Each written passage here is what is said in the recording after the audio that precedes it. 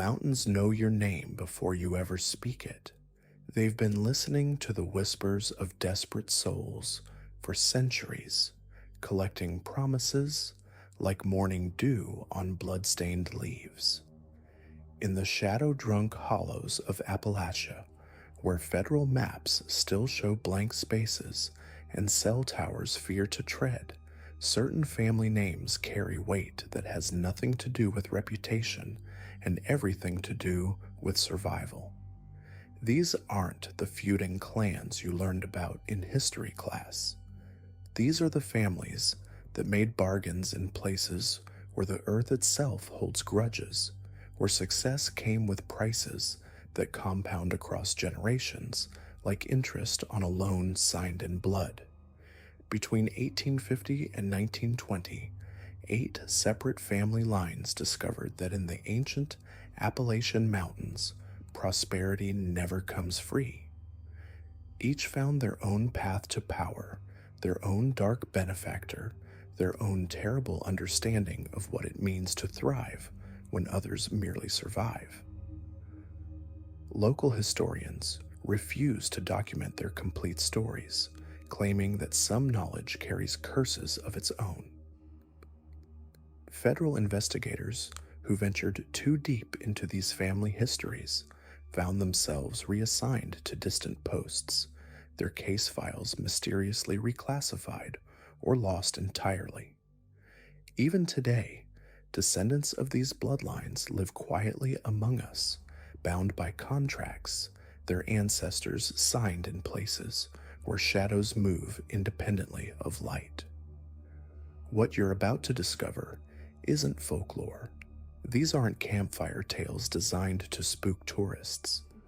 These are documented accounts of how 8 Appalachian families built dynasties on foundations that geology cannot explain, using methods that conventional history refuses to acknowledge.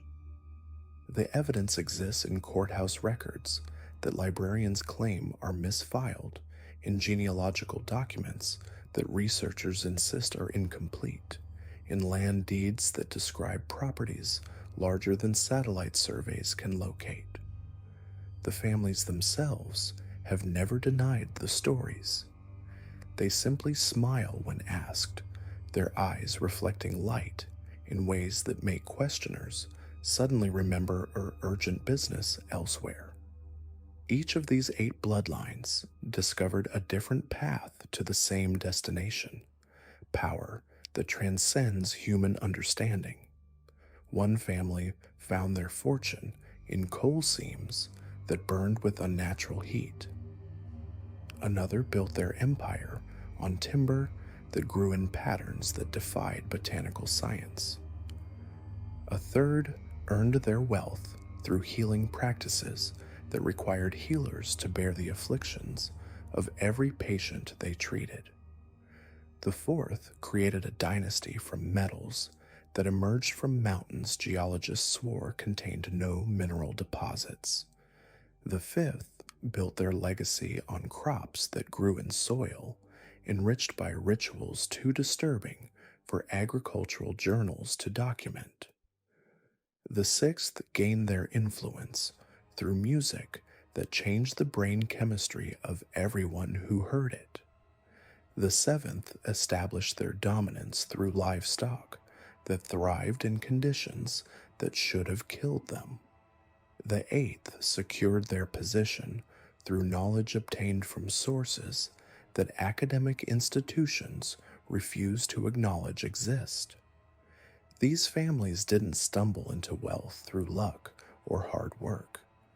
They found it through deliberate choices made in moments of absolute desperation, when starvation and death seemed certain, when the conventional world offered no solutions. They ventured into places their neighbors avoided, places where the boundary between the possible and impossible grows thin as mountain air. They encountered entities that exist in the spaces between what we know and what we fear to know, beings that have waited in the deep places of the world since before humans learned to make fire. These entities offered exactly what each family needed most: a way to prosper when prosperity seemed impossible. The contracts these families signed weren't written on paper. They were sealed with blood, witnessed by mountains, and recorded in ledgers that exist in dimensions our mathematics cannot describe. The terms were simple: receive everything you need to build a dynasty that will last for generations. The payment was equally straightforward. Your bloodline belongs to us now, and we will collect what we're owed when the time comes. Some families paid immediately, losing a child each generation to accidents that weren't accidents. Others paid gradually, watching their members develop abilities that came with costs no medical textbook could explain. A few paid all at once, disappearing entirely when their usefulness ended, leaving behind only empty houses and legends that local parents used to frighten children into staying close to home. The mountain entities that empowered these families aren't demons or spirits in any traditional sense. They're older than human religion, more complex than our folklore suggests, and far more patient than our brief lives can comprehend. They exist in the spaces where the Earth's bones show through, where geological forces create conditions that mainstream science acknowledges but cannot explain. They feed on human ambition, growing stronger each time someone desperate enough ventures into their domain seeking solutions that the conventional world cannot provide. They don't steal souls or demand worship. They simply offer exactly what each supplicant needs most, then wait for the inevitable moment when payment comes due. Today, these 8 families control more wealth and influence than most people realize. Their business empires span industries from energy to entertainment, from agriculture to technology. They sit on boards of directors for companies whose names you recognize, own properties in locations that don't appear on public maps, and maintain trusts that fund research into subjects that universities claim don't exist. They've learned to hide their true nature behind corporate structures and legal entities, but the old contracts still bind them. The mountain entities still expect payment. The ancient bargains still require fulfillment. Most disturbing of all, these families are actively recruiting new members, not through marriage or adoption, but through carefully orchestrated encounters designed to identify individuals desperate enough to make the same bargains their ancestors made. They watch for people facing impossible situations, individuals who've exhausted every conventional option, souls who've reached the point where they'll consider solutions that rational minds reject. They offer mentorship, business opportunities, and investment capital to those who show the right combination of ambition and desperation. They guide these recruits to the same forgotten places where their own ancestors made their deals, ensuring that the ancient contracts continue to generate new signatories. The tragedy isn't that these families sold their souls for success. The tragedy is that they discovered something far worse. The entities they bargained with don't want souls. They want something infinitely more valuable. They want to transform human civilization itself, using prosperous families as vectors to spread their influence beyond the isolated mountain hollows where they've waited for millennia. Each successful family member who enters mainstream society carries with them a piece of the ancient contracts, slowly introducing the mountain entity's requirements into boardrooms, political offices, and cultural institutions. The bargains that began in remote Appalachian hollows are now reshaping the entire world, one business deal at a time. The first family we'll examine built their fortune on coal that burned with impossible heat, extracted from mines that extended far deeper than any geological survey suggested possible. Their success came with a price that compounded across generations. Each heir developed the ability to see in absolute darkness, but lost the capacity to tolerate natural sunlight. Their skin took on a silvery pallor that photographs couldn't capture. Their eyes reflected light like those of nocturnal predators, and their voices carried harmonics that made listeners feel simultaneously comforted and deeply unsettled. They became creatures of the deep places, equally at home in corporate boardrooms and subterranean chambers where the earth's pulse could be felt in the walls themselves.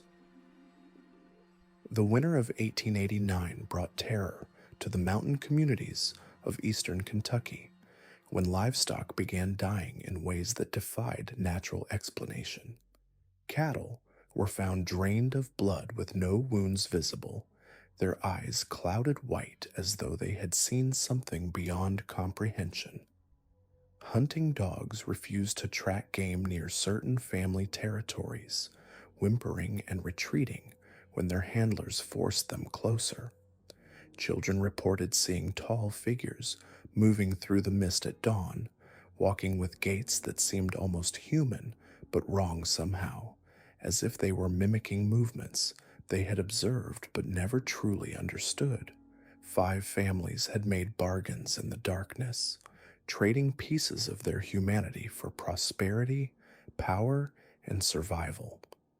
The Whitmore clan secured dominance over the region's iron mining operations through a pact that left them with unusual abilities and even more unusual appetites. The Caldwell family achieved a legendary success in their agricultural ventures, but their crops required fertilizer that no seed catalog ever advertised. The Brennan lineage became renowned for their musical talents, performing compositions that seemed to bypass the ears and speak directly to the soul, leaving audiences forever changed. The Garrett family established a livestock empire built on animals that grew larger and stronger than nature intended, though visitors to their ranches often reported feeling watched by eyes that reflected light, like those of nocturnal predators. Finally, the Ashford family became the region's most sought-after source of forbidden knowledge, their library containing texts that scholars claimed could not possibly exist. These 5 bloodlines understood that their newfound prosperity came with requirements that extended far beyond simple monthly payments or seasonal offerings. They had entered into relationships with entities that viewed time differently than humans, beings for whom a century was merely a season and a millennium just a brief chapter in an endless story. The contracts they had signed were written in substances that changed color with the phases of the moon and in languages that predated human speech, binding not just the original signatories, but their descendants for generations yet unborn. The Whitmore Iron Dynasty began in 1884 when Thomas Whitmore discovered what he believed to be the richest iron ore deposit in Appalachian history. His small mining operation in the Cumberland Mountains had been failing for months, his equipment constantly breaking down, and his workers abandoning him for more profitable ventures. Facing bankruptcy and the loss of his family's homestead, Thomas made a desperate decision that would curse his bloodline for over a century. Local Cherokee legends spoke of a place in the mountains where the boundary between worlds grew thin, a spot marked by stones that formed perfect geometric patterns despite appearing to be naturally occurring. The native peoples had avoided this area for generations, calling it the place where the hungry earth dwells. Thomas, driven by desperation and dismissive of what he considered primitive superstitions, located this forbidden ground and began excavating. What he found defied geological explanation. The iron ore deposits formed intricate patterns that resembled hieroglyphic writing, and the metal itself possessed properties that contemporary science could not explain. Tools forged from Whitmore iron, never dulled, remained sharp indefinitely, and could cut through materials that should have been impossible to penetrate. More disturbing, the ore seemed to respond to human presence, growing warmer when touched and occasionally producing sounds that resembled whispered conversations. The night Thomas signed his contract, he later described experiencing visions of vast underground cities populated by beings that existed in dimensions adjacent to our own. These entities explained that iron was not merely a metal, but a conductor of will, a substance that could channel intention across the barriers between realities. They offered him access to ore deposits that existed partially in their realm and partially in ours, creating materials with properties that would make his family wealthy beyond imagination. The price was simple. Every generation of Whitmores would serve as anchors, helping to stabilize the connection between dimensions. This service required periodic ceremonies where family members would descend into the deepest shafts of their minds and allow the entities to temporarily inhabit their bodies, experiencing the physical world through human senses, while the Whitmores gained access to knowledge and abilities that transcended normal human limitations. Within 5 years, Whitmore Iron became the primary supplier of mining tools and railroad components for the entire southeastern United States.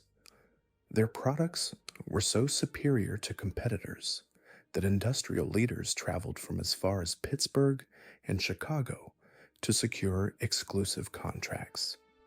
The family's wealth grew exponentially, allowing them to acquire vast tracts of mineral-rich land and establish mining operations that employed thousands of workers.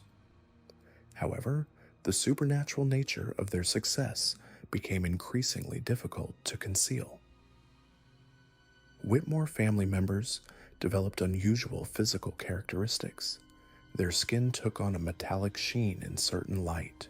Their hair grew in patterns that resembled the crystalline structures found in their ore deposits, and their eyes reflected light like polished steel. More disturbing, they began demonstrating abilities that defied natural law. They could sense the location of metal objects from great distances. Their touch could temporarily magnetize non-ferrous materials, and they seemed immune to the toxic effects of heavy metal exposure that plagued other miners. The family's mining operations expanded beyond simple extraction.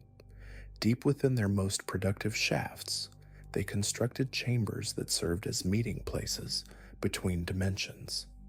These rooms, carved from solid rock and lined with their mysterious iron ore, became theaters for rituals that would have horrified anyone who discovered them. During these ceremonies, Whitmore family members would arrange themselves in precise geometric patterns, while entities from adjacent realities manifested through the iron-rich environment.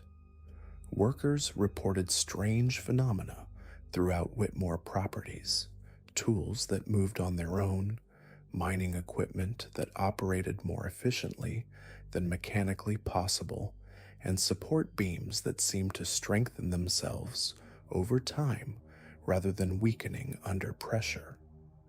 Most disturbing were the accidents that never seemed to affect family members. Cave-ins that should have been fatal would miraculously spare any Whitmore present, as if the mountain itself protected them while showing no such mercy to their employees. The Whitmore fortune continued to grow through 2 world wars, the Great Depression, and numerous economic downturns that devastated other mining operations. They diversified into steel production, construction, and eventually aerospace manufacturing, always maintaining their edge through access to materials that competitors could not replicate or even identify. Government contracts during wartime brought them into contact with military scientists who were baffled by the properties of Whitmore metal alloys.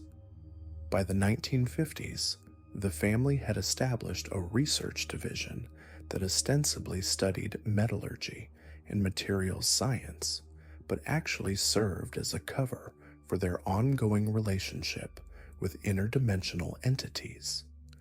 This facility, built directly over their original mining site, contained laboratories where human scientists worked alongside beings that existed in forms of matter that conventional physics could not explain. The modern Whitmore Corporation operates from a gleaming headquarters in downtown Louisville, their corporate logo featuring geometric patterns that closely resemble the ore formations Thomas first discovered in 1884.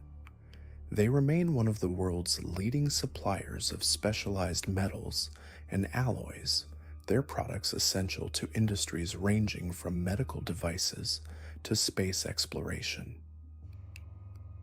Few realize that their most advanced materials are literally manufactured in dimensions parallel to our own, with the Whitmore families serving as intermediaries in a process that transcends normal reality. The Caldwell agricultural empire emerged from a similar bargain made during the devastating drought of 1886. Jacob Caldwell watched his crops wither in the merciless heat while his family faced starvation. His neighbors had already abandoned their farms, seeking work in distant cities, but Jacob's elderly parents were too frail to travel, and his wife was pregnant with their fourth child. Desperate to save his family's homestead, he ventured into the section of his property that had never successfully grown anything, a barren stretch of land that seemed to repel both seeds and rain. Local folklore held that this area had been cursed by a Cherokee medicine man whose family had been murdered by white settlers decades earlier. The soil was a strange reddish-brown color that differed from the surrounding earth, and nothing planted there had ever sprouted. Jacob's grandfather had warned him never to disturb that ground, claiming it was hungry for something that crops couldn't provide. On the night of the summer solstice, as his family slept fitfully in their sweltering cabin, Jacob walked to the center of the barren field and began digging with his bare hands. 3 feet down, he encountered soil that felt different, almost alive beneath his fingers. The earth was cool and moist despite the drought, and it seemed to pulse with a rhythm that matched his heartbeat. As he dug deeper, he discovered what appeared to be a natural spring, though the water that bubbled up was darker than any he had ever seen. The voice that spoke to him seemed to emerge from the earth itself, vibrating through the soles of his feet and into his bones. It explained that the soil was indeed hungry, not for conventional fertilizer, but for essence, for the life force that animated living beings. The entity dwelling in that ground offered Jacob a partnership. It would ensure his crops grew with supernatural abundance, but in return, he would need to provide nourishment that conventional farming never required. Jacob's first harvest after making this bargain was miraculous. His corn grew 12 feet tall, with ears the size of human forearms. His tomatoes reached the size of melons, and his wheat yielded grain so nutritious that bread made from it could sustain a person for days with just a few bites.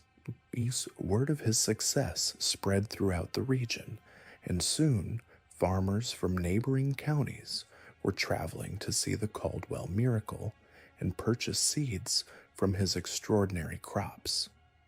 What they didn't know was that Jacob's fertilizer came from sources that would have horrified them.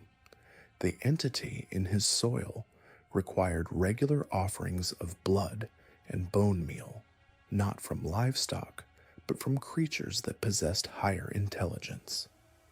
Jacob began with small animals, pets that had wandered onto his property, but as his operation expanded, so did the entity's appetite.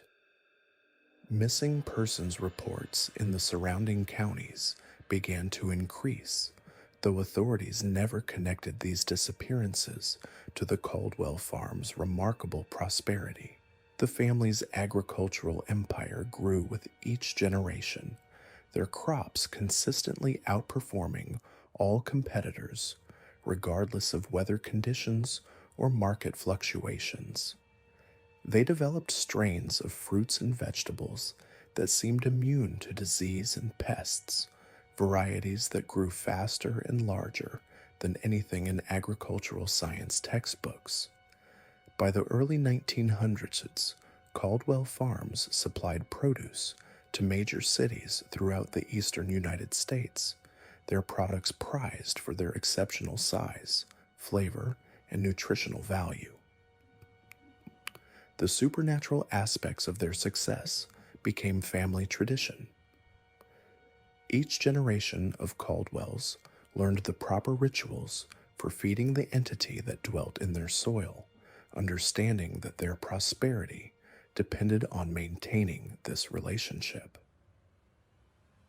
The family developed sophisticated methods for acquiring the nourishment their crops required, establishing networks that could provide what they needed while maintaining the appearance of legitimate agricultural operations. Children born into the Caldwell family demonstrated unusual abilities from an early age. They could sense the health of plants by touch, predict weather patterns with uncanny accuracy, and seemed to communicate with crops in ways that defied explanation.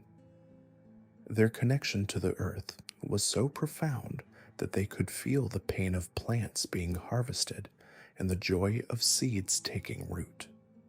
Many developed an aversion to meat, claiming they could taste the fear animals experienced during slaughter, though they showed no such sensitivity to the more exotic ingredients their family's success required. The Caldwell estate expanded to encompass thousands of acres, with vast greenhouses that operated year-round and storage facilities that kept produce fresh for months beyond normal shelf life. Visitors to the property often commented on the unusual vitality of everything growing there, though they also reported feeling uneasy, as if something unseen was watching them from beneath the rich, dark soil. During the Great Depression, when other farms failed and families lost their livelihoods, Caldwell Farms thrived. They provided employment for hundreds of workers, though employee turnover was surprisingly high. Workers complained of nightmares about being buried alive, of hearing whispers coming from the earth, and of feeling compelled to walk through the fields at night, despite their fear.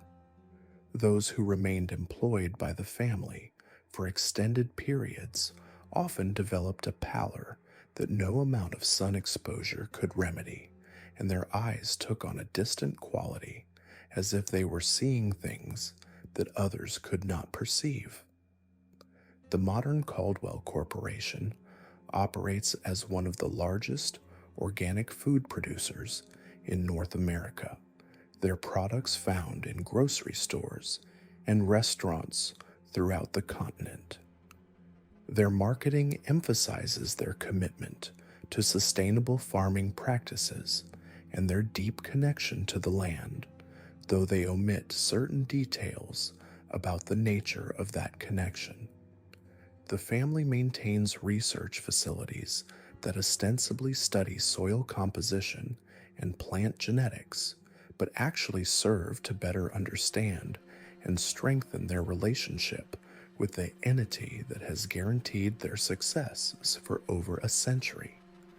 The Brennan musical legacy began with a different sort of desperation. In 1888, Patrick Brennan was a talented fiddle player whose music provided the only source of income for his large family. When arthritis began to cripple his hands, threatening to end his musical career, he faced the prospect of watching his children starve. Traditional medicine offered no relief, and the family's meager savings had been exhausted on ineffective treatments. Patrick had heard rumors of a place deep in the mountains where music took on supernatural qualities, a location that old-timers called the Echo Chamber.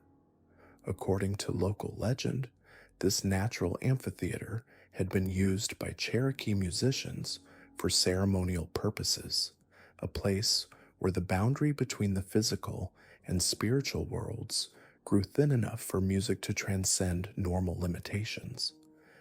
Patrick's grandfather had warned him that some places were too sacred for outsiders to enter, but desperation overcame caution.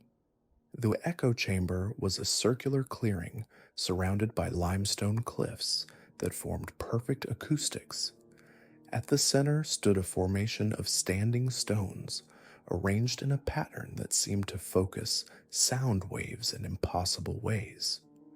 When Patrick played his fiddle in this space, the music seemed to take on a life of its own, echoing and building upon itself, until the air itself vibrated with harmonies that no single instrument could produce. The entity that responded to his music was unlike the others his fellow desperate neighbors had encountered. It appeared as a constantly shifting form of pure sound, visible only as ripples in the air that followed the contours of melody and rhythm. It communicated through music rather than words, playing responses to Patrick's melodies that conveyed meaning more clearly than any spoken language. The negotiation that followed was conducted entirely through musical improvisation, a conversation of notes and harmonies that established the terms of their agreement.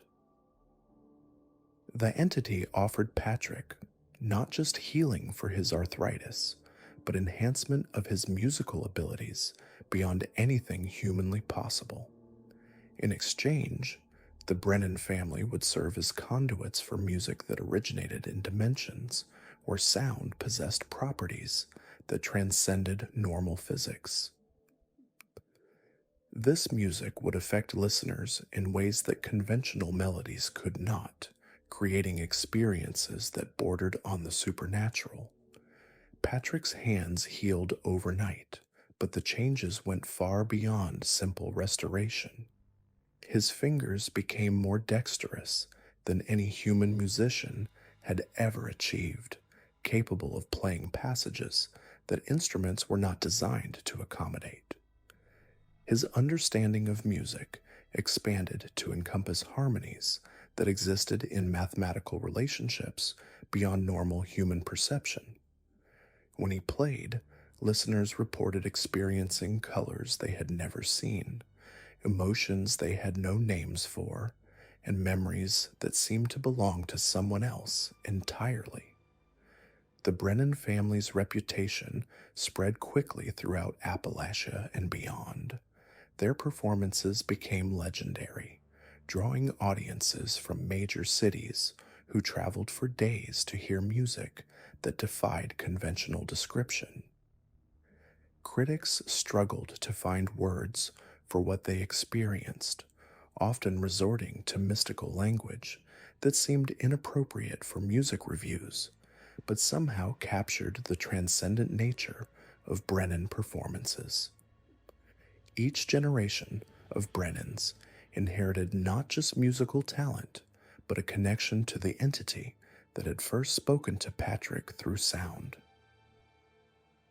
Children learned to play instruments before they could walk, their small hands moving across keys and strings with impossible precision. Their compositions incorporated elements that seemed to exist in multiple dimensions simultaneously, creating music that affected listeners on levels deeper than conscious perception. The family's success in the music industry was unprecedented. They founded record labels that specialized in music too complex for conventional recording technology, requiring equipment that captured frequencies and harmonics beyond normal human hearing. Their concert venues were architectural marvels designed to accommodate acoustics that defied normal physics, with sound systems that could reproduce music existing in dimensions adjacent to our own. However, the supernatural nature of their gift came with disturbing side effects. Brennan family members aged differently than normal humans, their bodies seeming to exist partially in the dimension where their music originated. They required less sleep and food than ordinary people, but needed regular exposure to the specific frequencies that connected them to their entity. Extended separation from their music caused them to fade, becoming translucent and insubstantial until they could reconnect with their supernatural source. The family's performances had effects on audiences that went beyond entertainment. Listeners reported life-changing experiences, spiritual awakenings, and permanent alterations in their perception of reality. Some claimed that Brennan music had cured them of diseases, resolved psychological trauma, or granted them insights into the nature of existence that conventional therapy or education could never provide. Others found the experience so overwhelming that they suffered nervous breakdowns or developed obsessions with attending every possible Brennan performance.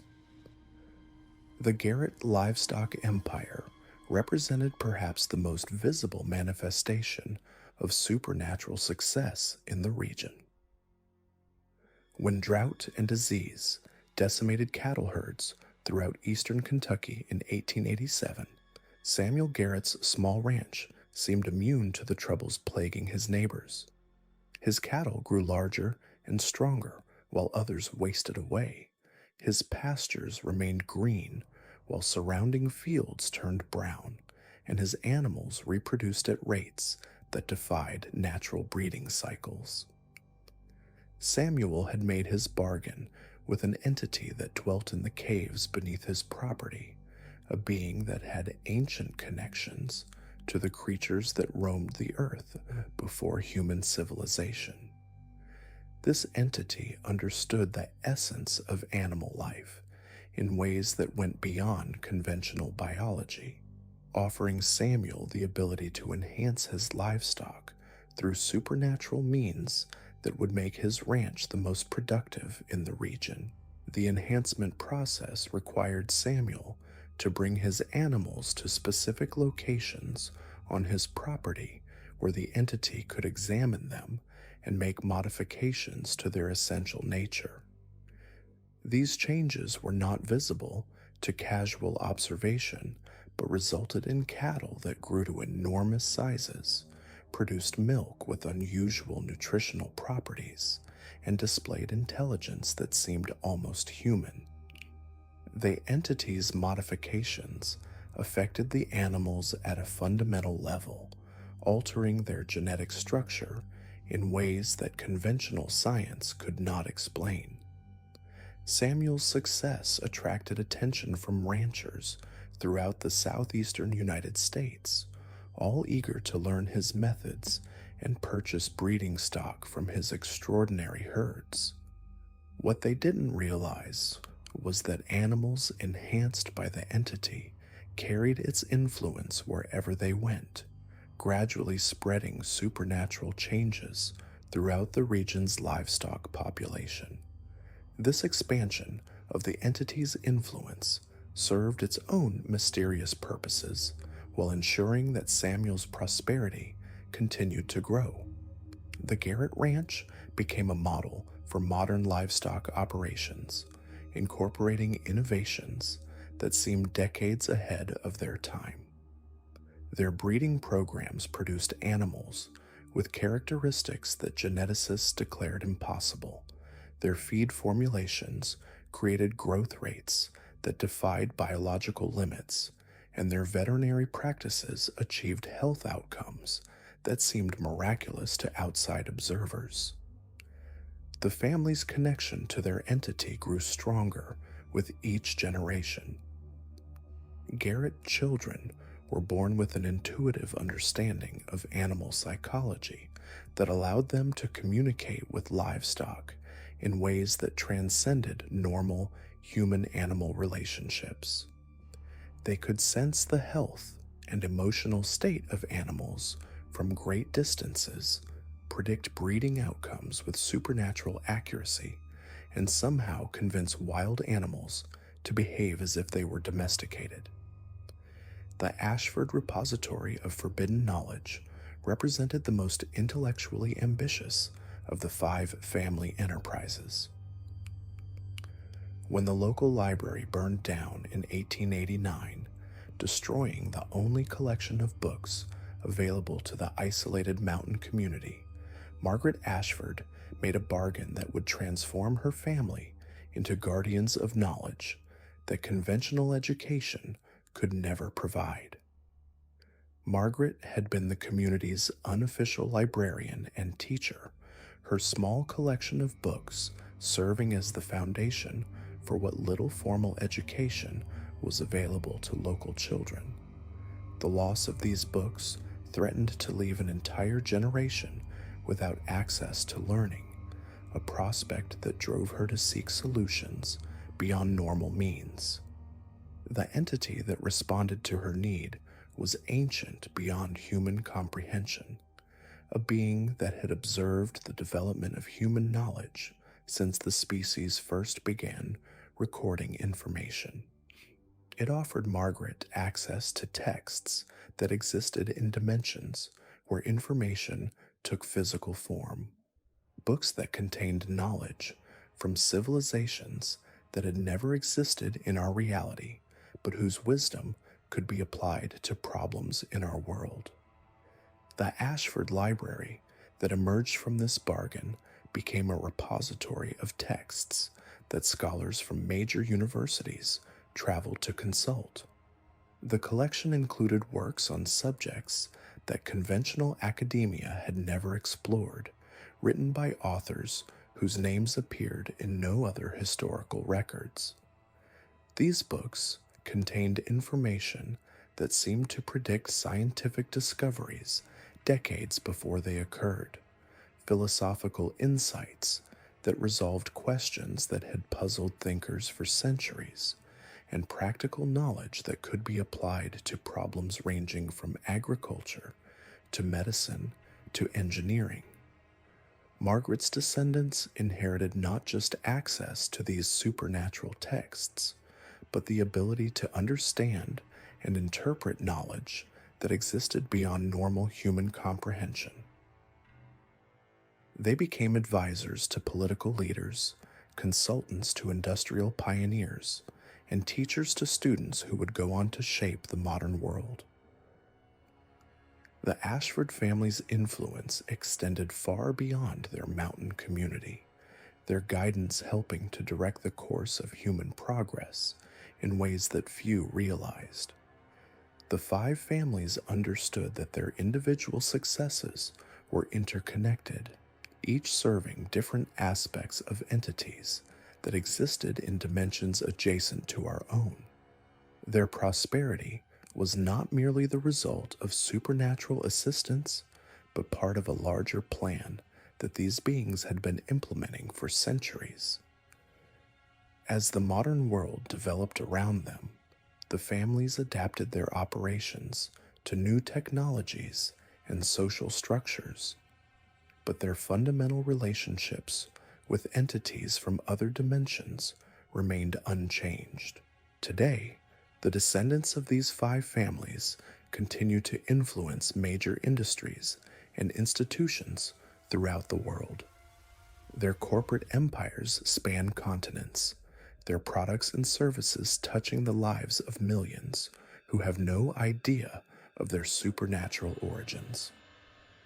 The contracts signed in desperation over a century ago continue to bind their bloodlines to obligations that transcend normal human understanding, ensuring that the influence of entities from adjacent dimensions continues to shape our reality in ways that few can perceive.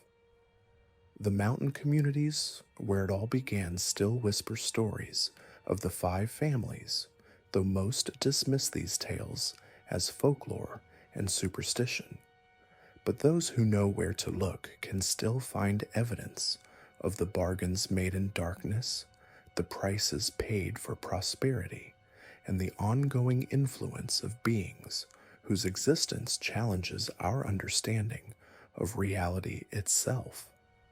The entities that granted these families their supernatural success remain active, always seeking new partners among those desperate enough to trade pieces of their humanity for power, wealth, and abilities that transcend normal human limitations. The shadows that danced across mountain ridges at midnight told stories the living weren't meant to hear, stories of families who had ventured too deep into forgotten places, who had spoken words that should never be whispered, who had sealed bargains with entities that existed in the spaces between worlds. These weren't the crude mountain clans of legend, fighting over land and livestock. These were dynasties built on something far more ancient and infinitely more dangerous. They had found power in the deep places, and power had found them in return. By the winter of 1923, 3 more families had joined the ranks of those who carried impossible wealth and unspeakable secrets. They emerged from different hollows, different circumstances, but all bearing the same unmistakable signs. Their eyes held depths that seemed to reflect light from somewhere else entirely. Their children were born knowing things no child should know. Their properties thrived while neighboring lands withered, as if the very earth recognized masters it feared to disobey. The first whispers came from traveling preachers who refused to hold services in certain valleys. Then came the federal agents who entered specific territories and emerged days later with no memory of what they'd seen, only an urgent need to redirect their investigations elsewhere.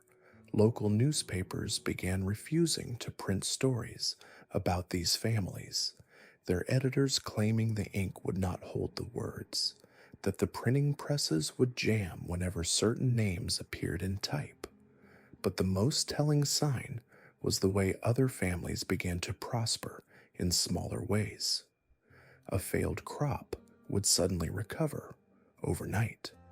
A sick child would wake completely healed after a mysterious visitor left herbs by the door. A mine collapse would reveal a new vein of coal exactly where it was needed most. Always the help came with a price. Always the price was paid in ways that left scars deeper than flesh.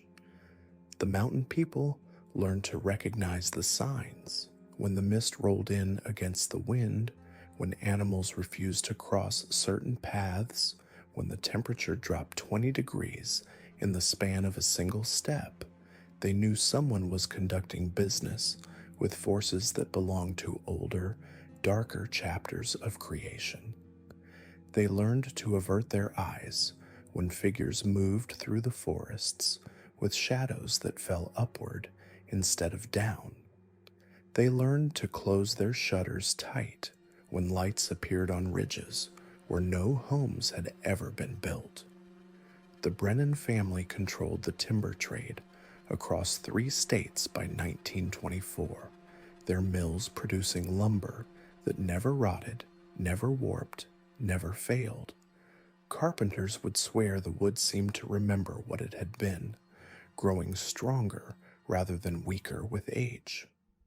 Houses built with Brennan lumber stood through floods that demolished everything around them, through fires that somehow parted around their walls like water around stone.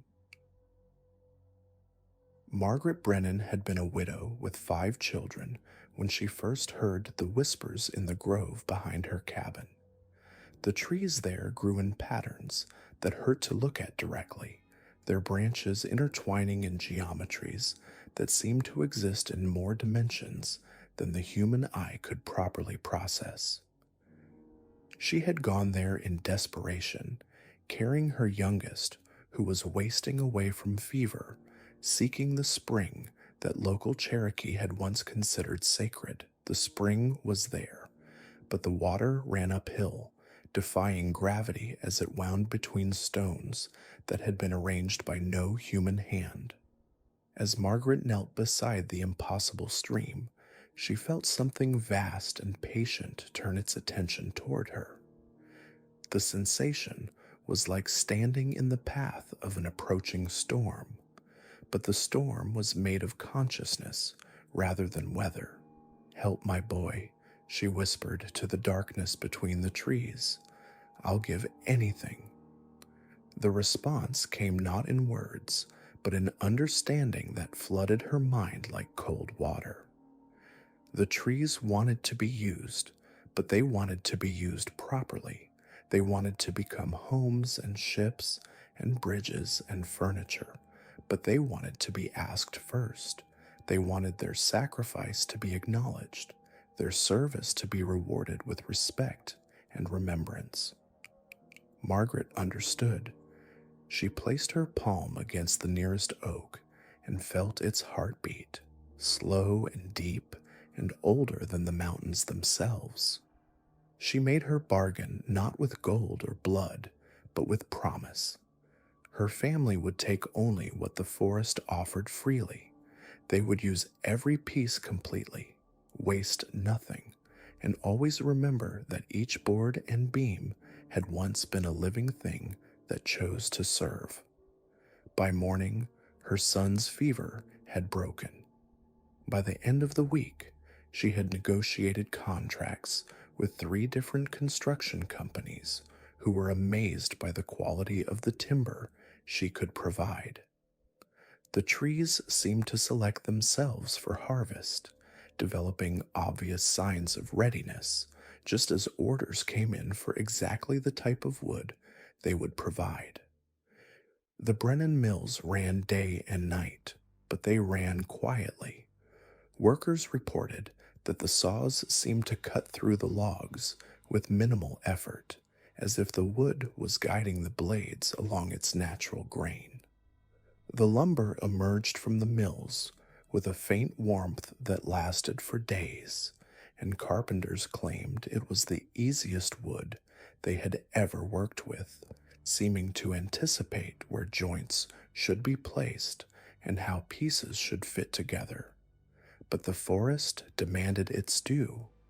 Every full moon, Margaret would walk among the trees, speaking to them in words that seemed to come from somewhere deeper than her own knowledge.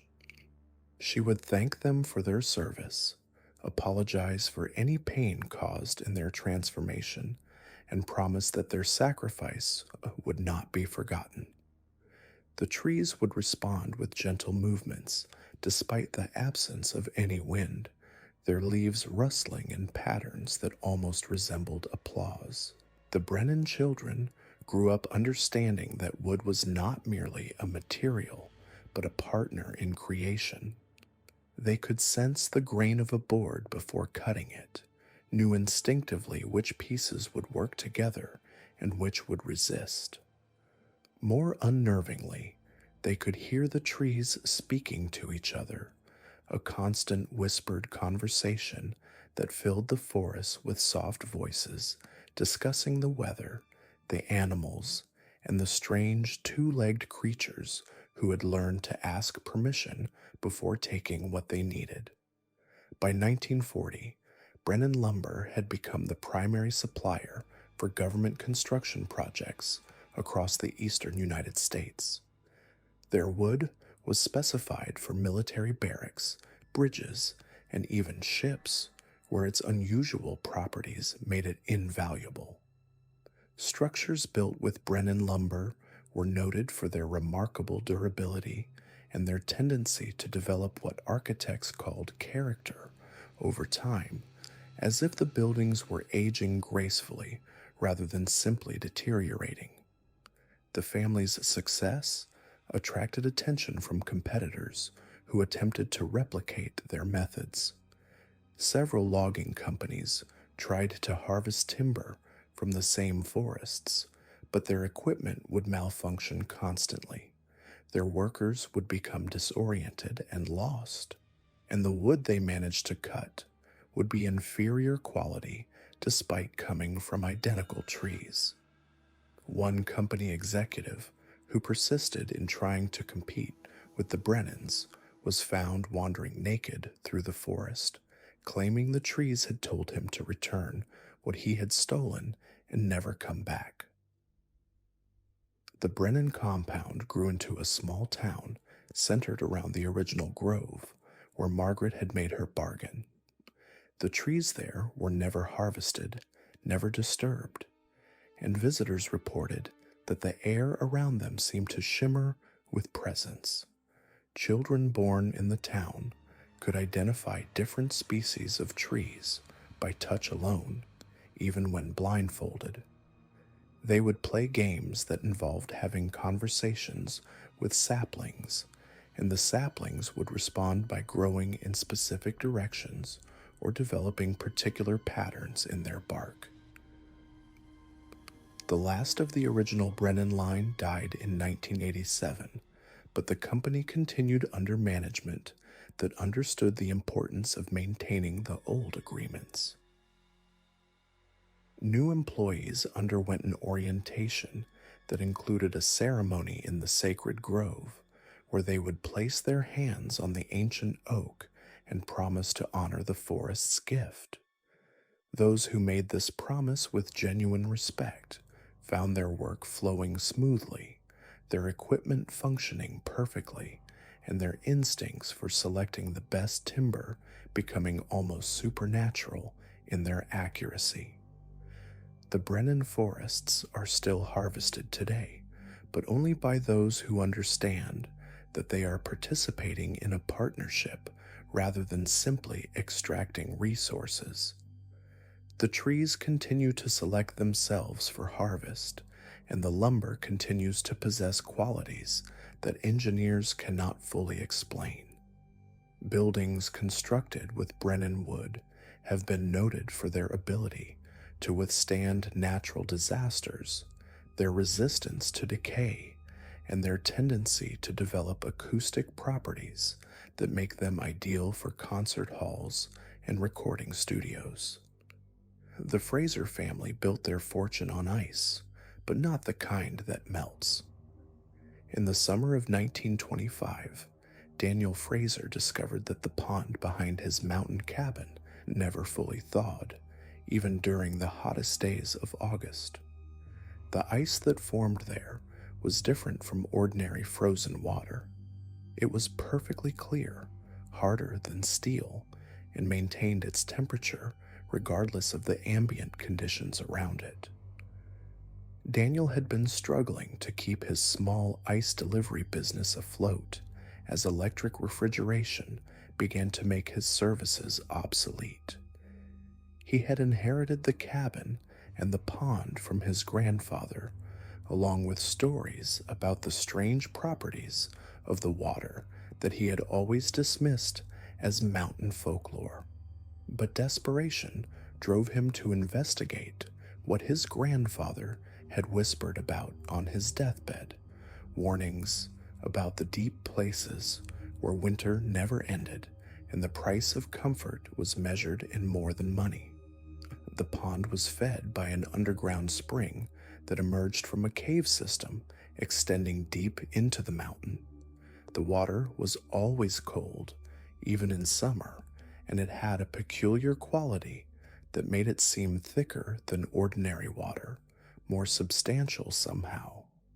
When Daniel first noticed that the ice forming on the surface was remaining solid despite the July heat, he assumed it was some kind of mineral deposit, creating an insulating effect. But when he chipped away a piece of the ice and brought it indoors, it remained frozen solid for 3 days without any refrigeration. The ice was so clear, it was almost invisible, and so hard that he had to use a steel chisel to break it into smaller pieces. More importantly, anything stored in contact with this ice would remain perfectly preserved indefinitely, as if time itself had been suspended around it. Daniel began experimenting with the unusual ice, discovering that it could keep food fresh for weeks without any visible melting. He started offering a premium ice service to wealthy clients, charging extraordinary prices for what he called mountain ice that would keep their food perfectly preserved during long journeys or extended parties. The demand was immediate and overwhelming, but the ice came with peculiar requirements. It could only be harvested during certain lunar phases, and only by members of the Fraser family. Daniel discovered this when he hired workers to help with the increasingly large orders. The ice would crack and become ordinary frozen water the moment anyone outside the family bloodline touched it. Worse, those who attempted to harvest it without permission would find their hands developing a form of frostbite that no amount of warmth could cure. The Fraser children were born with an unusual resistance to cold. They could work barefoot in snow, swim in freezing water, and handle the supernatural ice without gloves or tools. Their body temperature ran several degrees lower than normal, and they seemed to generate their own cooling effect, lowering the temperature of rooms they occupied and causing frost to form on windows when they breathed on them. As the business expanded, Daniel discovered other properties of the ice. It could be used to create refrigeration systems that required no electricity, cooling large areas through some process that defied conventional physics. The ice seemed to multiply itself when placed in contact with ordinary water, gradually converting it into the same supernatural substance. Most remarkably, the ice could preserve not just food, but other organic materials, keeping flowers fresh for months and even slowing the decay of injured tissue. The Fraser family's ice business grew into a regional monopoly, then a national enterprise. They provided cooling systems for luxury hotels, preserved exotic foods for wealthy clients, and developed applications for their ice that ranged from medical preservation to industrial cooling. The ice never melted, never lost its properties, and never required replacement unless it was deliberately destroyed. But the true cost of the Fraser ice became apparent over time. The family members who worked most closely with it began to change in ways that went beyond simple cold resistance.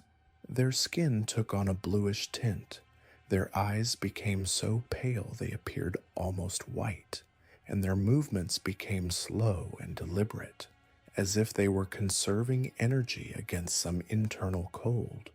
They spoke less frequently, and when they did speak, their breath was visible even in warm rooms. The most disturbing change was psychological. The Fraser family members became increasingly detached from normal human emotions, as if the cold had penetrated not just their bodies, but their souls.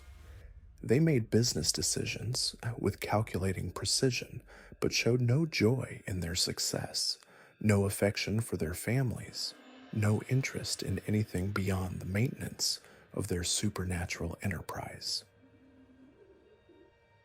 Local doctors who examined Fraser family members reported that their internal body temperature was dropping steadily over the generations, approaching levels that should have been fatal but somehow remained sustainable. Their blood moved more slowly through their veins, their heart rates were dramatically reduced, and their metabolism had slowed to the point where they required very little food or sleep. The Fraser ice business reached its peak during the 1960s when the family controlled refrigeration systems in major cities across the country. Their ice was used in hospitals to preserve organs for transplant, in research facilities to maintain biological samples, and in restaurants to keep exotic ingredients fresh during long-distance shipping. The ice had become so integral to certain industries that its sudden absence would have caused economic chaos. But the Fraser family was gradually disappearing. Each generation was smaller than the last, and the surviving members were becoming increasingly isolated from the outside world. They would work in their ice caves for days at a time, emerging only to make necessary business arrangements before returning to the cold depths where they seemed most comfortable. The last Fraser family member was found in 1994, seated in the original ice cave where the supernatural pond had frozen solid around him. He appeared to be in perfect preservation, his eyes open and aware, but unable to move or speak. The ice around him had formed intricate patterns that seemed to pulse with their own light, and the temperature in the cave had dropped to levels that should have been impossible to achieve naturally. The Fraser ice business continues today under corporate management, though the supernatural properties of the ice have gradually diminished. The original pond still produces ice that is harder and clearer than normal, but it no longer possesses the extreme preservation qualities that made the Fraser fortune. Some say this is because the family that made the original bargain is no longer present to maintain it. Others whisper that the ice is simply waiting for new blood to make new promises, and that the cold spirits that empowered the Frasers are still present in the deep caves, patient and hungry for another generation of servants. The Kellerman family's dark bargain began with a desperate prayer in a lightning storm, but it ended with control over the very forces that had once threatened to destroy them. In 1926, Jacob Kellerman was a failed farmer whose crops had been ruined by unseasonable weather for 3 consecutive years. His land in the Tennessee mountains was rocky and difficult. His family was facing starvation, and he had exhausted every conventional means of making the earth profitable. During a particularly violent thunderstorm in late summer, Jacob found himself standing in his barren fields, screaming at the sky in frustration and despair. Lightning was striking all around him, illuminating the dead crops and scorched earth that represented his family's ruin. In that moment of absolute desperation, he made a challenge to the storm itself, demanding that if the sky insisted on destroying his work, it should at least provide him with the power to rebuild. The lightning that struck him should have killed him instantly. Instead, it left him changed in ways that took weeks to fully understand.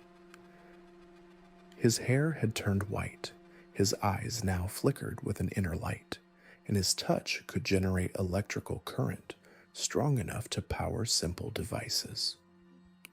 More importantly, he had gained an intuitive understanding of weather patterns that allowed him to predict storms, droughts, and other meteorological events with uncanny accuracy.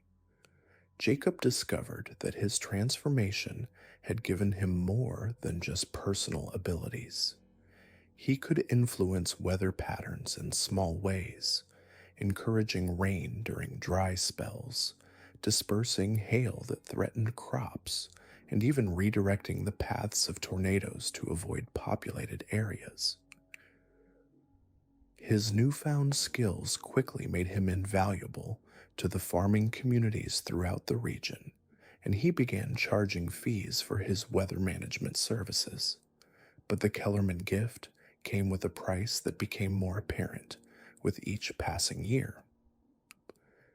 Jacob aged rapidly, his body showing the accumulated effects of channeling electrical forces that were never meant to flow through human tissue. His hair fell out, his skin developed a network of branching scars that resembled lightning patterns, and his nervous system became hypersensitive to electrical disturbances. He could no longer use modern appliances, could not touch metal objects without generating sparks, and had to avoid populated areas during thunderstorms to prevent his presence from attracting dangerous lightning strikes. The Kellerman children inherited their father's abilities, but in diluted form. They could predict weather changes hours in advance, generate small electrical charges from their fingertips, and influence the formation of clouds through concentration and ritual. The family developed a business providing weather forecasting services that were far more accurate than anything available through conventional meteorology. By the 1940s, the Kellerman Weather Service had become essential to agricultural operations across the southeastern United States. Farmers would pay premium prices for the family's forecasts, which were accurate to within hours and sometimes minutes. The Kellermans could predict not just when rain would fall, but how much, where it would be heaviest, and how long it would last. They could warn of destructive hailstorms, forecast the exact paths of tornadoes, and even predict the formation of unusual weather phenomena like microbursts and derechos. The family's abilities extended beyond simple forecasting. They could perform what they called weather working, using ritual and focused will to make small adjustments to atmospheric conditions. They could encourage rain during droughts, break up hailstorms before they reached critical size, and even create localized fog banks for privacy or protection. These services were provided discreetly to clients who understood that they were paying for something that went far beyond conventional meteorology. The Kellerman compound became a strange blend of traditional mountain homestead and electrical laboratory. The buildings were surrounded by lightning rods and copper conductors that channeled atmospheric electricity into storage systems the family had developed. During thunderstorms, the entire property would glow with electrical activity, creating displays that were visible for miles and giving rise to local legends about the lightning farm where the Kellermans lived. The family's relationship with electrical storms was symbiotic. They drew power from lightning strikes, storing the energy in ways that conventional science could not explain, and using it to enhance their weather-working abilities. But they also served as a kind of pressure relief valve for the electrical tensions that build up in the atmosphere, preventing the formation of the most destructive storms by channeling their energy into more controlled releases. The Kellerman gift began to fade in the 1970s as the family line became increasingly diluted through marriages to outsiders who did not carry the electrical sensitivity. The last of the pure Kellerman bloodline died in 1983, struck by lightning during a storm that witnesses described as unusually focused and intense, as if the sky itself was reclaiming the power it had once granted. The Kellerman Weather Service continues to operate today, though its forecasting accuracy has declined to levels that are merely exceptional rather than supernatural. The family compound has been converted into a research facility where atmospheric scientists study the unusual electrical phenomena that still occur in the area. Equipment placed on the property continues to record electrical activity that defies conventional explanation, and thunderstorms in the region display patterns that suggest some form of intelligent direction.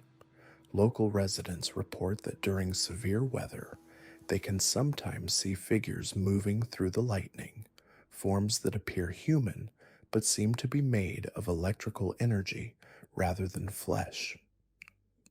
These sightings are most common during the anniversary of Jacob Kellerman's original bargain, when the storms that pass through the area display the kind of focused intensity that was once the hallmark of Kellerman weatherworking.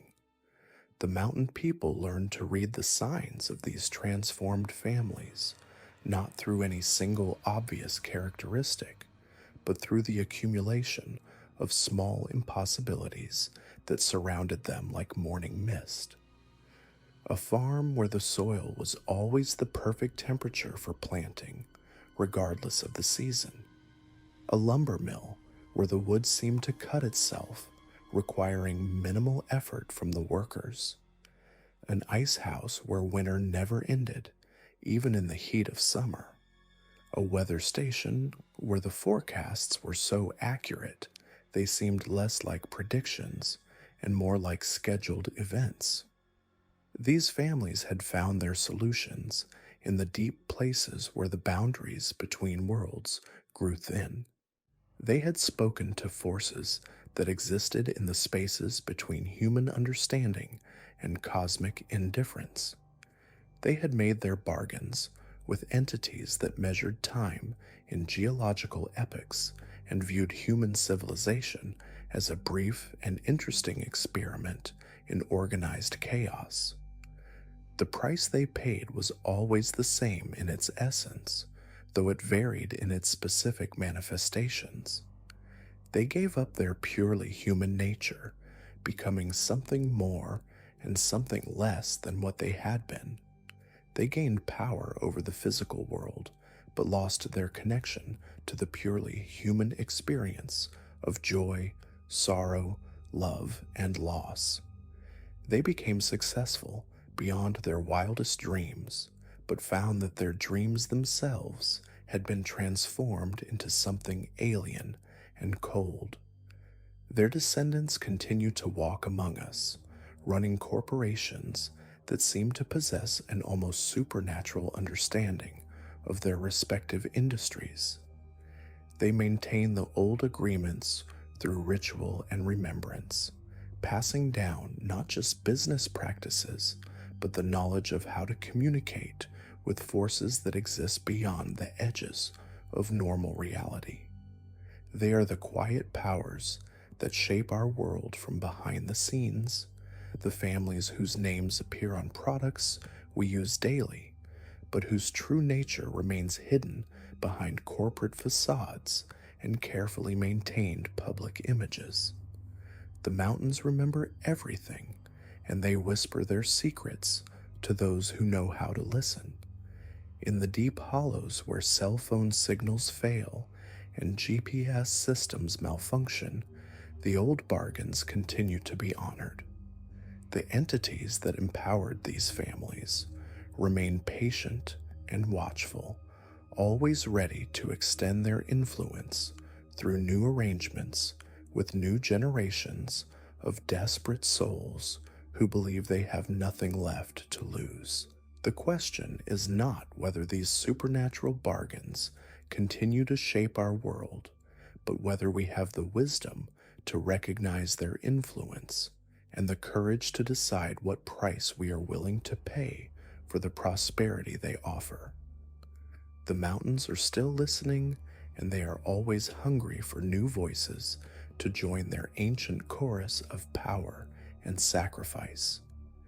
Deep in the misty hollows of eastern Kentucky, where the coal mines run deeper than any surveyor's map shows, the Brennan family's haunting melodies still echo through abandoned shafts. But the Brennans weren't the only ones who found their gift in the darkness.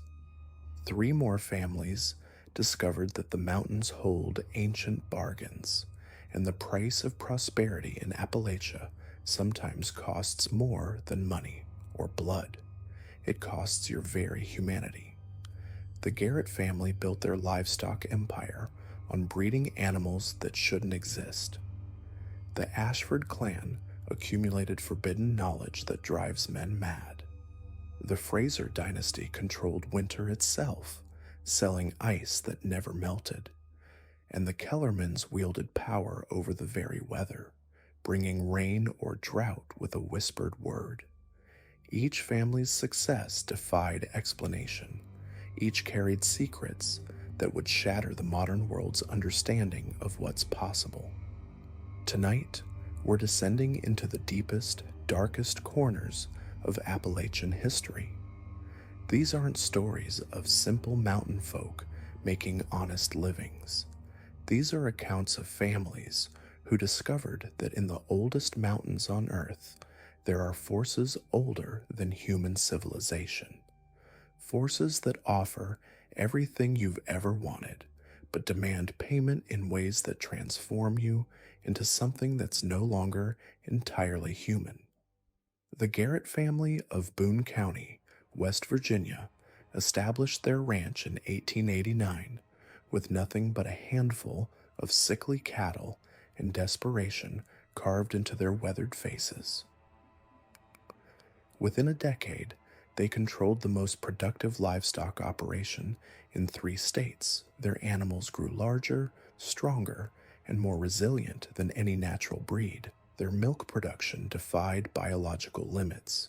Their meat commanded premium prices from buyers who traveled hundreds of miles just to taste what they described as the finest beef they'd ever consumed. But those who looked closely at Garrett livestock noticed disturbing details. The cattle possessed an unusual intelligence, their eyes tracking human movement with an awareness that seemed almost predatory.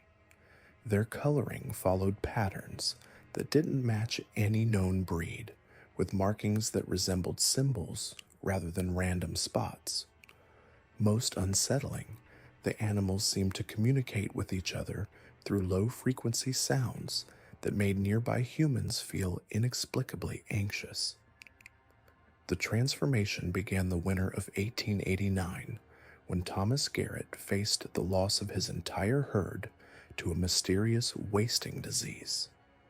With his family's survival hanging in the balance, he ventured into the deepest part of his property, where local Cherokee legends spoke of a place where the boundary between worlds grew thin. In a natural clearing surrounded by ancient oak trees, Thomas found a circle of standing stones, each carved with symbols that hurt to look at directly. Desperate and with nothing left to lose, Thomas brought his sickest calf to the stone circle. As midnight approached, the temperature dropped unnaturally, and the air grew thick with an energy that made his skin crawl. A presence made itself known, not through words, but through images that flooded his mind. He saw vast herds of creatures that were almost cattle, but not quite. Animals that thrived in conditions that would kill normal livestock. Beasts that could survive on foods that would poison ordinary creatures. The bargain was simple. Thomas would allow his bloodline to be forever changed, and in return, his livestock would prosper beyond imagination. He accepted without understanding the full implications. By morning, his dying calf had recovered, but its eyes had changed color, shifting from brown to a deep amber that seemed to glow in dim light.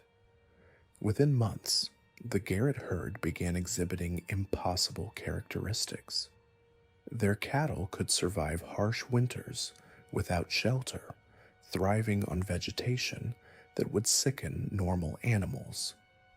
Their milk production increased dramatically, but the milk itself possessed unusual properties.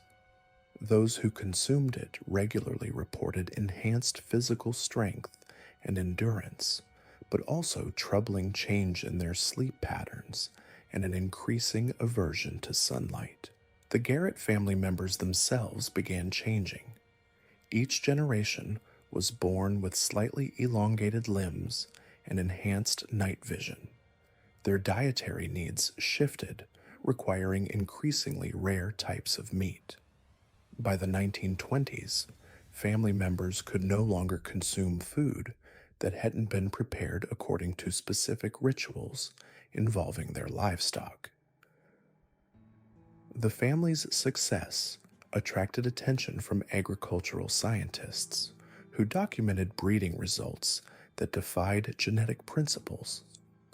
Garrett cattle consistently produced offspring with traits that should have been impossible to achieve through natural selection. When researchers attempted to study the animal's blood, they discovered cellular structures that didn't match any known mammalian biology. The most disturbing discovery came in 1934 when a government veterinarian investigating reports of unusual livestock diseases found evidence of a breeding program that went far beyond normal cattle.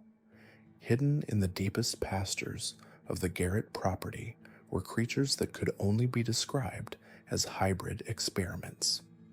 Animals that combined characteristics of multiple species in ways that violated natural law. The Garrett family's influence extends into the present day through their corporate entity, Mountain Heritage Livestock. Their breeding programs continue to produce animals with extraordinary characteristics, though the company maintains strict security protocols around their research facilities. Employees sign comprehensive non-disclosure agreements, and the property remains off-limits to outside researchers. Local residents report strange sounds emanating from the Garrett property during new moon nights.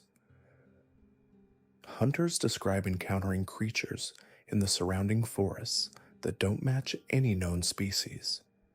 Trail cameras occasionally capture images of animals that wildlife experts cannot identify, always at the edges of Garrett land. The Ashford family's story began in 1891 when Professor Edmund Ashford arrived in the remote hills of eastern Tennessee, fleeing academic disgrace at Harvard University. His crime wasn't scandal or incompetence, but pursuing research into subjects that his colleagues deemed impossible or dangerous.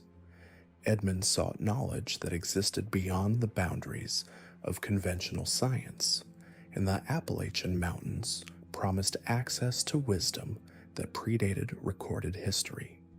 The Ashfords established themselves as scholars and record keepers, offering their services to illiterate mountain families who needed documentation for land claims and legal matters.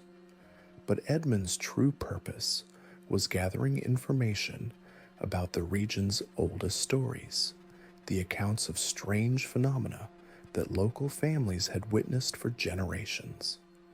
In a hidden valley where Cherokee shamans once performed their most sacred rituals, Edmund discovered a natural cave system that contained what appeared to be a library. The walls were covered with symbols carved in languages that predated any known writing system. Stone tablets contained information about subjects that wouldn't be discovered by mainstream science for decades. Maps showed geographical features that didn't appear on any survey, including underground networks that connected distant locations. The knowledge contained within these caves was vast and terrible. Edmund found detailed accounts of the entities that inhabited the spaces between dimensions, beings that existed in the margins of reality and occasionally intersected with the human world. The texts described methods for communicating with these creatures, techniques for accessing their knowledge, and warnings about the costs of such contact.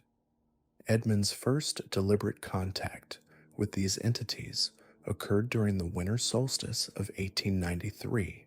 Following procedures outlined in the cave writings, he created a ritual space and opened what the text is called a consultation. The experience nearly destroyed his sanity, but it also provided him with knowledge that would make the Ashford family the most sought-after advisors in the region. The Ashfords became known for their ability to solve problems that seemed impossible. They could predict weather patterns with uncanny accuracy, locate missing persons when law enforcement failed, and provide solutions to legal disputes that satisfied all parties. Their advice was so valuable that wealthy families from as far away as New York sought their counsel, but the knowledge came with a price. Each generation of Ashfords aged prematurely, their minds overwhelmed by information that human consciousness wasn't designed to process. They developed an aversion to normal human company, finding ordinary conversation unbearably shallow after experiencing communication with entities that existed across multiple dimensions simultaneously.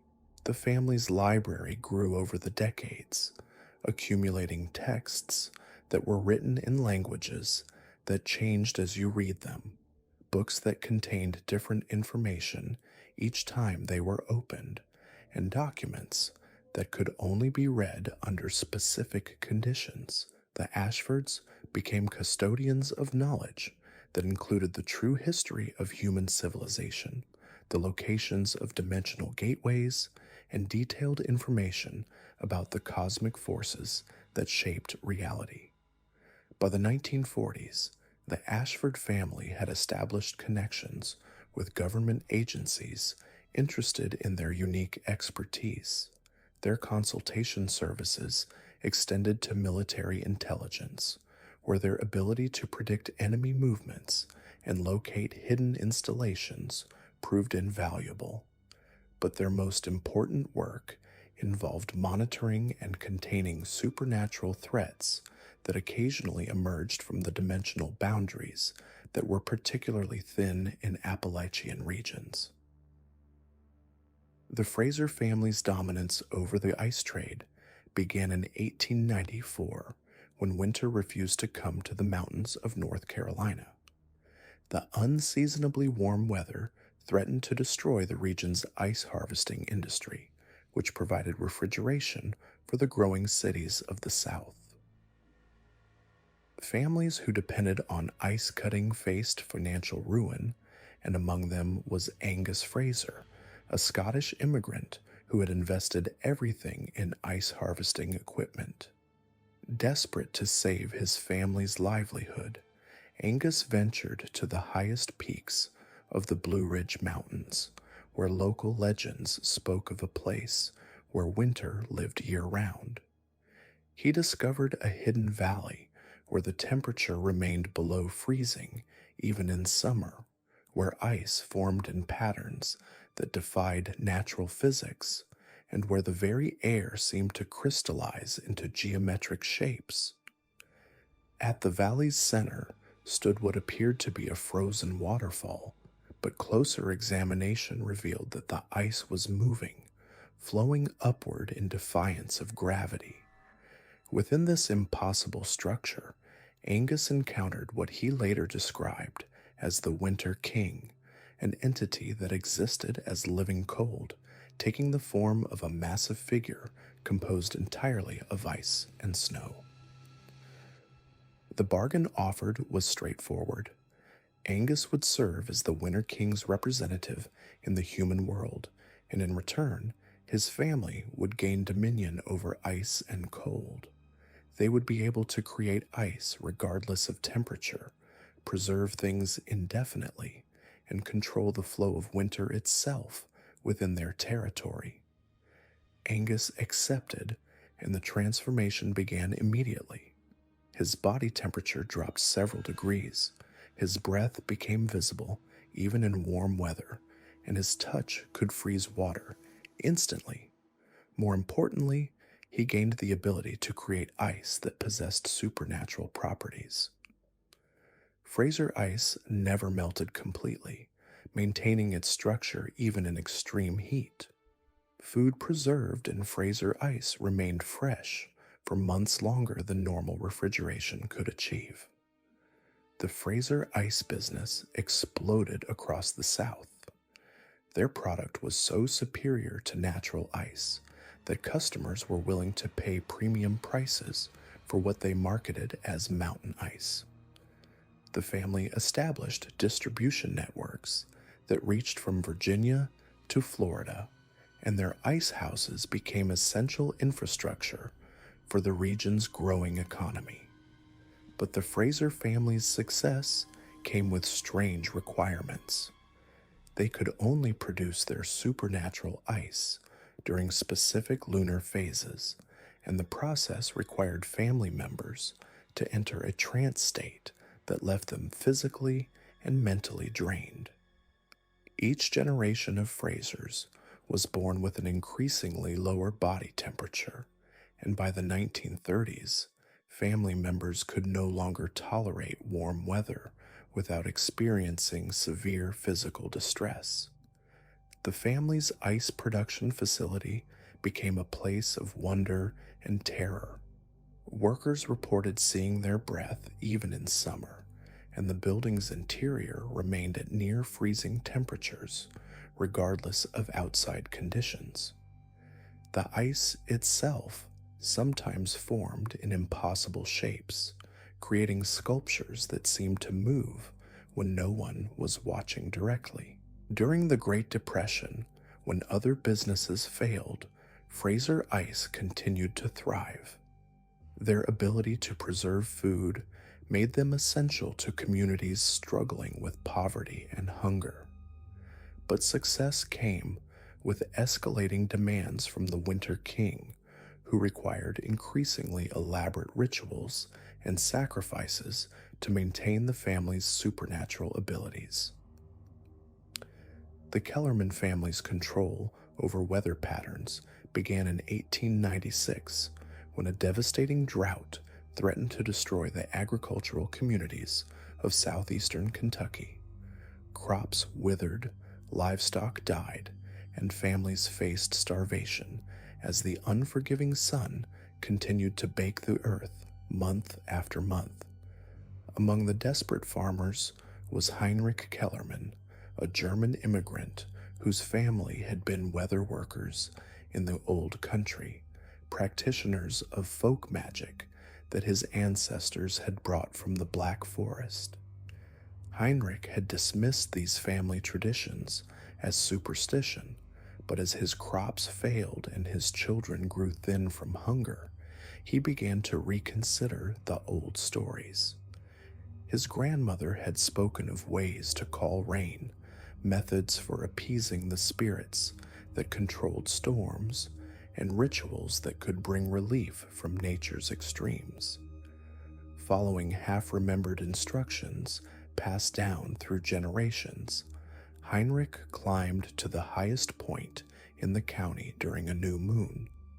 There, he constructed a circle of stones according to patterns his grandmother had taught him, and began a ritual that combined German folk magic with desperate improvisation. The response was immediate and terrifying. The clear night sky filled with clouds that moved against the wind, forming spirals and patterns that hurt to look at directly. Lightning began striking in a perfect circle around Heinrich's position, and the air itself seemed to thicken with electrical energy.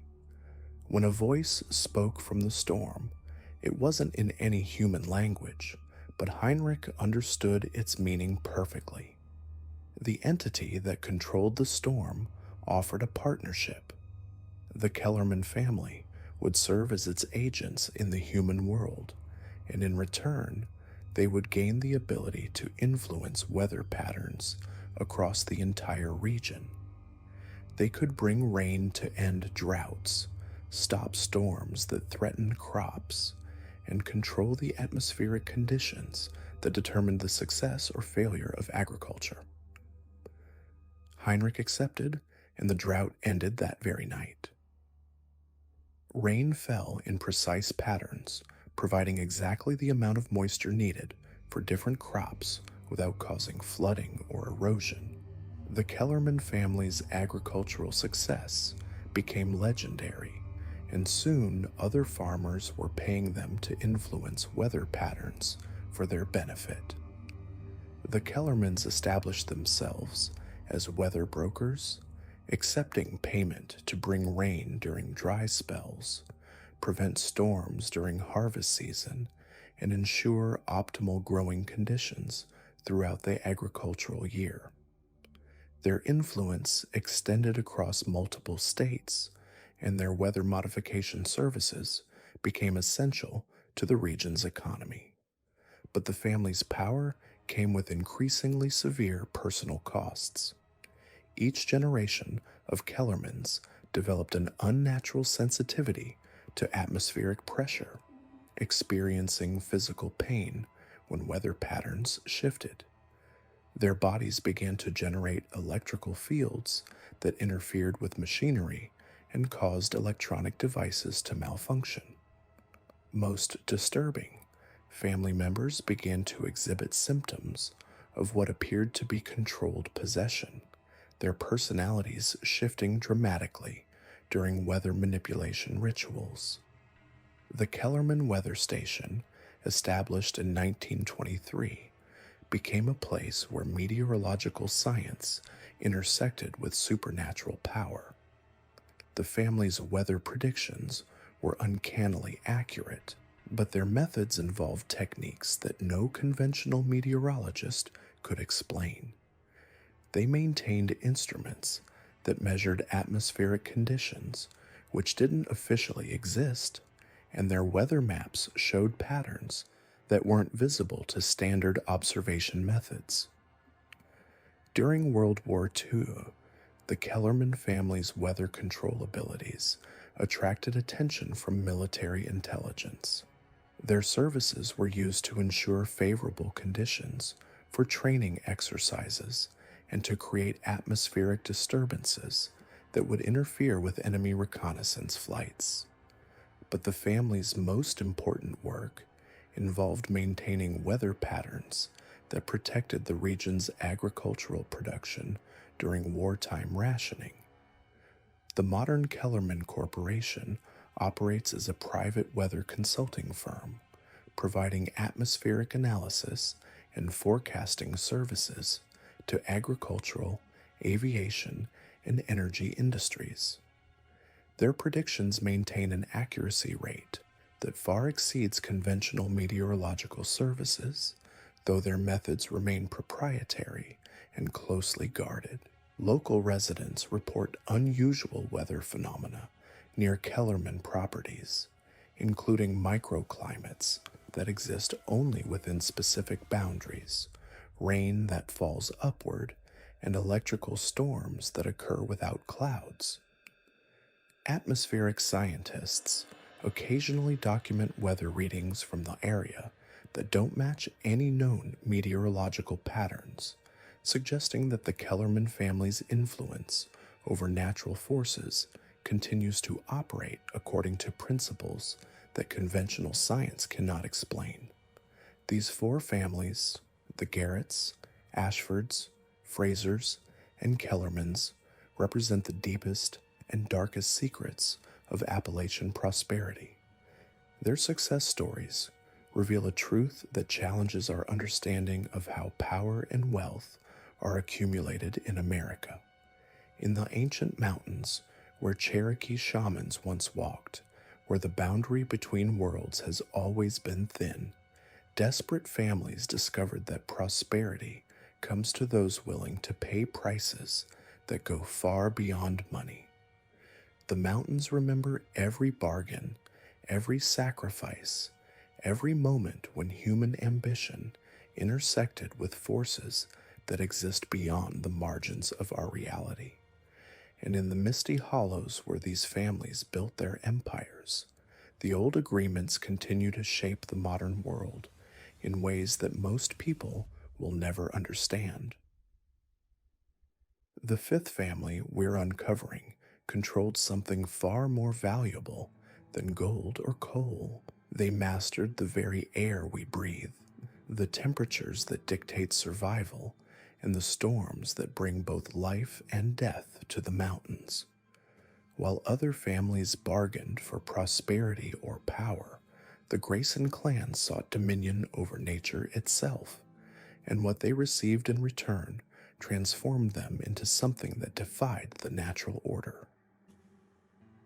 In 1889, Elias Grayson arrived in the remote highlands of eastern Tennessee with his wife and 3 children, fleeing a devastating drought that had claimed his farm in Georgia. The family settled in a valley so high and isolated that snow fell there even in late spring, making traditional farming nearly impossible. By their second winter, the Graysons faced starvation. Their youngest had already succumbed to pneumonia, and their remaining food supplies would last barely another month. On the night of the winter solstice, as temperatures plummeted to deadly levels, Elias made a desperate decision.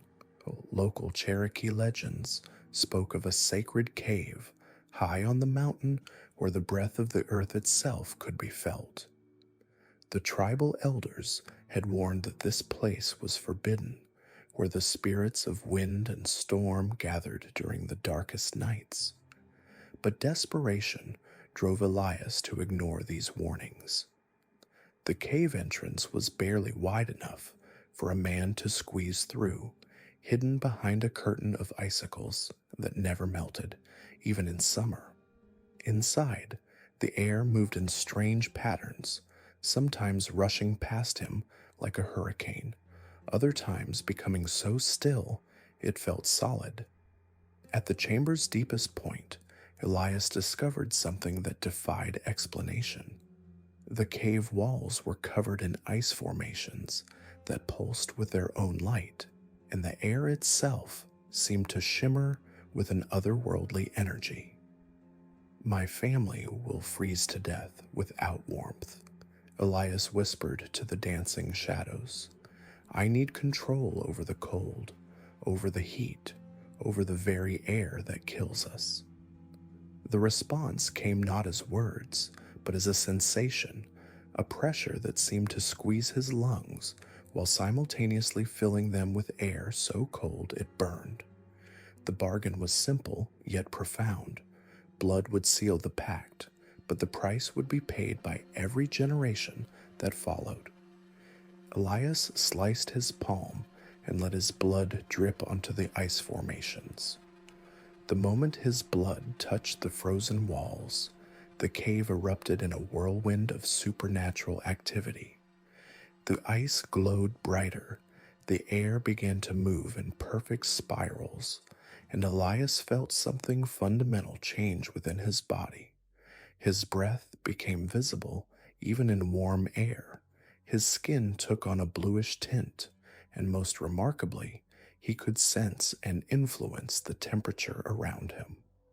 When he returned to his family, Elias discovered he could warm their cabin with nothing more than concentrated thought.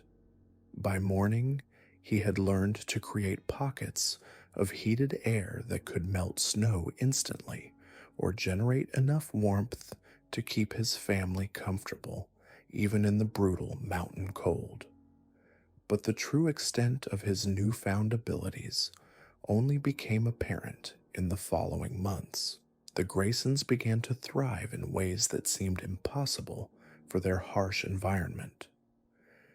Elias could predict weather patterns with uncanny accuracy, sometimes weeks in advance. He could create microclimates around their crops, ensuring perfect growing conditions regardless of the natural weather. During the brutal winter of 1891, when neighboring families were trapped by unprecedented snowfalls, the Graysons' property remained mysteriously clear of snow, their cabin surrounded by a bubble of temperate air. Word of their unusual abilities spread quickly through the mountain communities. Desperate farmers began arriving at the Grayson homestead, begging for help with their failing crops. Elias discovered he could extend his influence over much larger areas, creating rain during droughts or clearing storms that threatened harvests. But each use of his power came with a cost that became increasingly apparent as the years passed. The Grayson children developed extraordinary abilities that far exceeded their fathers. They could breathe normally at altitudes that would leave others gasping for air. They could walk through blizzards without protection, their bodies generating heat that melted snow around them. Most remarkably, they could manipulate air pressure itself, creating winds strong enough to knock down trees or generating pockets of dead air so still that candles wouldn't flicker. However, these gifts came with disturbing physical transformations. The children's eyes became pale blue, almost white, and their pupils dilated and contracted in response to barometric pressure changes rather than light. Their skin maintained a constant coolness to the touch, and their breath was always visible, even on the hottest summer days. Most unsettling was their need to sleep in temperatures that would be fatal to normal humans. The family constructed an underground chamber beneath their cabin where the temperature remained below freezing year-round. As the Grayson influence grew, so did the strangeness of the weather patterns in their region. Farmers reported impossible meteorological phenomena, snow falling upward, rain that fell only on specific properties, and winds that moved in perfect geometric patterns. The family's power seemed to be growing beyond their control, or perhaps beyond their understanding of what control meant. The true horror of their situation became apparent during the summer of 1903. A severe drought had devastated the entire region, and hundreds of desperate farmers gathered at the Grayson property, begging for relief. Elias, now visibly aged beyond his years and struggling to maintain his human appearance, attempted to create a massive storm system to bring rain to the entire valley. The ritual required all family members to gather in the forbidden cave. Witnesses who observed from a distance reported seeing unnatural lights emanating from the mountainside, followed by winds so powerful they stripped bark from trees. The storm that followed was unlike anything in recorded history. Lightning struck the same locations repeatedly, creating patterns of destruction that seemed deliberate rather than random. The rain fell with such intensity that it carved new channels in the mountainside, and the temperature fluctuations were so extreme that some areas experienced snow, rain, and scorching heat within the same hour. When the storm finally subsided 3 days later, the Grayson family had vanished. The cave was found sealed by a wall of ice so thick and hard that dynamite couldn't break through it. Their homestead showed signs of rapid abandonment, with meals left half-eaten and clothes scattered as if the family had simply walked away mid-activity. But the weather in their region had changed permanently. Meteorologists began documenting atmospheric anomalies that defied scientific explanation. Temperatures would shift by 40 degrees within minutes, storms would form and dissipate with impossible speed, and the air pressure would fluctuate wildly without any apparent cause. Local residents reported that the weather seemed to respond to human emotions, with violent storms erupting during community conflicts and perfect conditions appearing during celebrations. The Grayson legacy continued through subsequent generations, though the family's operations became increasingly secretive. By the 1920s, they had established what appeared to be a legitimate weather forecasting service, providing predictions to farmers, shipping companies, and eventually government agencies. Their forecasts were so accurate that they became indispensable to agricultural planning throughout the southeastern United States. During World War II, the Graysons allegedly provided weather intelligence to the military, helping to plan operations based on atmospheric conditions they could predict with supernatural precision. However, military records from this period remain classified, and the family's involvement is officially denied by all government agencies. The modern Grayson Corporation operates as a private meteorological consulting firm, providing services to industries ranging from agriculture to aviation. Their headquarters, built into the side of the same mountain where Elias first made his bargain, contains what they claim is the world's most advanced weather monitoring equipment. However, employees report that the building's temperature control systems operate in ways that seem to violate the laws of physics, maintaining different climates in different rooms regardless of the external weather. Current family members exhibit the same physical traits as their ancestors, though they've learned to disguise their unusual characteristics through careful grooming and specialized contact lenses. They rarely appear in public during extreme weather events, and those who work closely with them report that their presence seems to influence local atmospheric conditions. Meetings with Grayson representatives are often accompanied by sudden changes in temperature or air pressure that leave visitors feeling disoriented. The most disturbing aspect of the Grayson legacy is their apparent ability to create weather-related disasters for profit. Insurance investigators have noted unusual patterns in natural disasters affecting regions where the family has business interests. Competitors in the agricultural forecasting industry have suffered mysterious setbacks, with their operations disrupted by localized weather phenomena that seem to target their facilities specifically. Recent satellite imagery has revealed atmospheric anomalies that centered around Grayson properties, including cloud formations that maintain perfect geometric shapes and air currents that flow in patterns inconsistent with natural weather systems. Climate scientists studying these phenomena have encountered significant obstacles in their research, with funding mysteriously withdrawn and data inexplicably corrupted. The family's influence extends far beyond weather prediction. They've diversified into renewable energy, with wind and solar farms that operate at efficiency levels that exceed their rated capacity. Their installations seem to generate power even during conditions that should make production impossible, suggesting they've found ways to harness atmospheric energy that conventional science doesn't recognize.